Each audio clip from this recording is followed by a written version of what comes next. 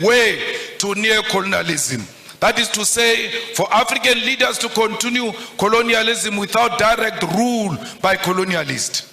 The launch of the Pan-African Institute right here in Kenya must help us intellectually to shift towards revolutionary Pan-Africanism, contribute to resolving some of the historical mistakes, blunders committed by post-liberation movements. We should state clear here that while the formation of the Organization of African Unity was a step in the right direction, the fact that the founding conference failed to unite the African continent is a historical blunder. President Kwame Nkrumah, Seko Tore, and Emperor Haile Selassie prophetically said that the failure to unite the African continent will give rise to the neo-colonialism and that African continent will perish.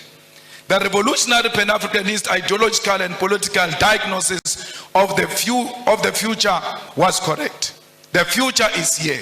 50 years later, we know that we remain visitors in our own continent. We know that our resources benefit Euro-American than our own people. This is despite most African countries gaining independence from colonial rule since 1957.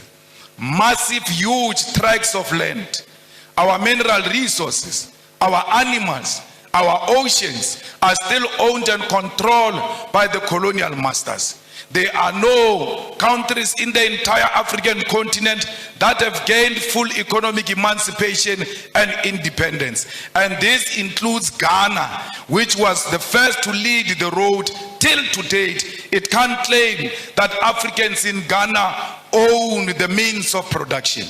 In 2016 report titled The New Colonialism reveals that there are 101 British companies listed on the London Stock Exchange that control an identified $1.5 trillion worth of resources in Africa in just 5 commodities: oil, gold, diamond, coal, and platinum.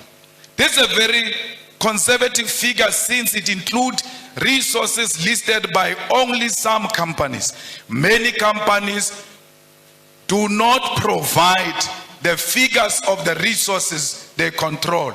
And majority of these companies that do not tell us what they control and what they own in Africa are found in DRC, because they are the ones who fuel the divisions in DRC. They are the ones who fuel the fight in DRC, and they are stealing the resources of DRC because they know there is no proper accountability for such resources. The War on Want report on neo-colonialism further illustrates that the fact that these 101 companies control and own the following key resources on our continent.